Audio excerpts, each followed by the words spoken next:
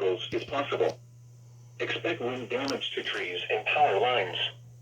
Locations impacted include Salina, Wapakoneta, St. Mary's, Coldwater, New Bremen, Munster, Watkins, New Knoxville, Moulton, Kettlersville, Montezuma, Neptune, Elkhead, and McCartyville.